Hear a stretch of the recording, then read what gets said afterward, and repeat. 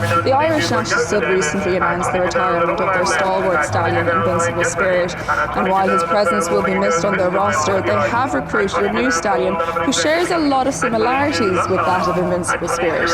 Shouldvebeenaring is by sire sensation Havana Grey, and he is the first of Havana Grey's sons to retire to stud in Ireland. Cathal Beale fills us in on his profile.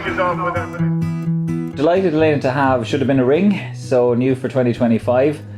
So really tough, consistent, hard-knocking horse. Retire sound of wind and limb.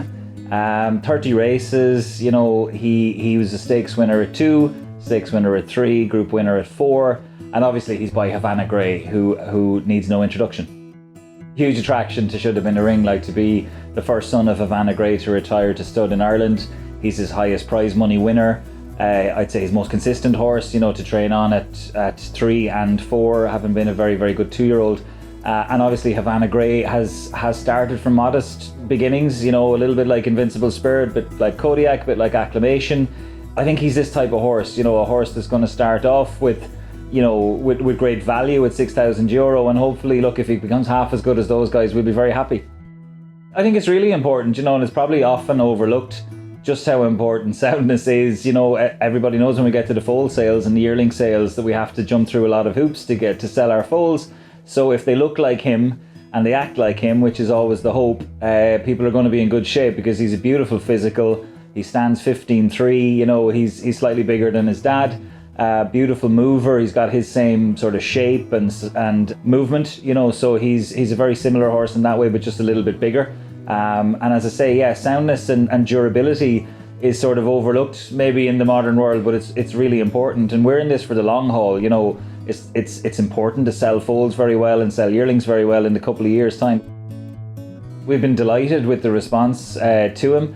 Anybody who's got to see him have pretty much bought a share, you know, instantly on the day. So it's still early days getting people out there, but once people have seen him, they've been really, really positive to it. I think everybody likes the idea. Everybody knows Havana Grey.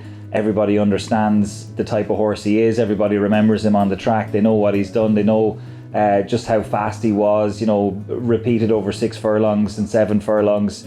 It's what the market wants. You know, I think he'll suit mares that are 5 and 6 furlong mares, but he'll also suit mares up to a mile and 2. We've had a long history of finding the next stallion when the big stallion has moved on. It happened when Ahanura left, followed by Indian Ridge, followed by Invincible Spirit. And again, you know, one of these new horses, you know, coming along, I think they've all got an opportunity to sort of step up and to, you know, take on that sort of mantle of being the kingpin at the stud.